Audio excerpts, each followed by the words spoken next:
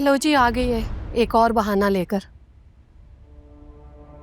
अरे अभी वो आई है, उसको बैठने तो दो। आओ बेटा बैठो। हाँ हाँ, आराम से बैठो, लड़ लड़ कर थक गई होंगी। हाँ तो आप क्या चाहती थी? इतनी बड़ी हकीकत मेरे सामने आ गई थी, यूं चुप करके बैठी रहती वहां। आप लोग तो शुक्र मनाएं, अभी सिर्फ लड़कर आई हूँ। मेरी जगह कोई और होती ना तो रिश्ता ही खत्म करके आ जाती। तो फिर क्या हो जाता? दर दर की ठोकरें खाती फिरती तुम। फातिमा, कोई खैर की बात भी कर लो ना। अरे जो खुद अपने लिए खैर नहीं चाहते, उनके लिए बात करके क्या हो जाएगा? ये मिसाल आप अपने बेटे को भी दें। इनकी बदौलत ही ना वो आयमा मीसनी इस घर की बहू बनने वाली है।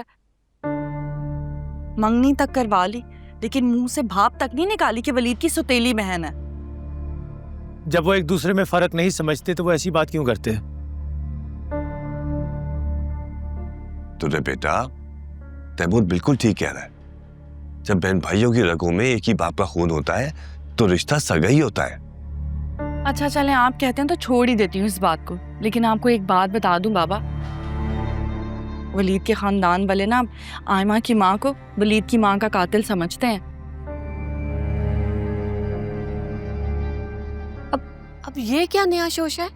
शोशा नहीं है, एक राज की बात है। इनकी मंगनी वाले दिन ही आयमा की बड़ी पुफी ने सब बताया था मुझे कि वलीद की माँ की हालत खराब थी तो एक नौकरानी ले आए। नौकरानी लेकर आए तो चंद ही दिनों में वलीद की माँ और बीमार हो गई और मर गई। तो तब से वलीद के बाप ने उस औरत से शादी कर ली और अब तो पूरे घर पे फिर वो काबिज हो गई थी।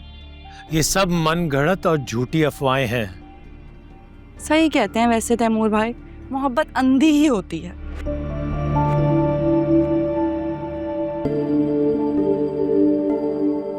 वैसे एक बात है अम्मी बाबा, एक बार सोच लें, बाज रहे आयमा को इस घर की बहू बनाने से।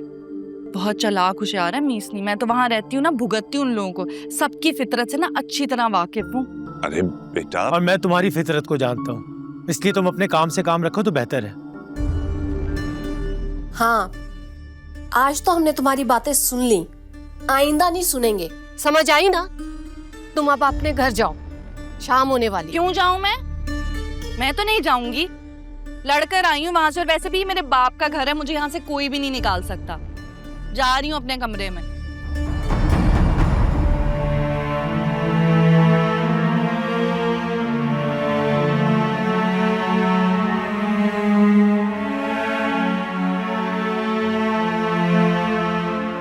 अच्छा ना, 2-4 दिन की बात है, क्या मसला है, रह के चली जाएगी। चलो। देखिए ड्रामा सीरियल दो किनारे, पीर से बुध, रात 8 बजे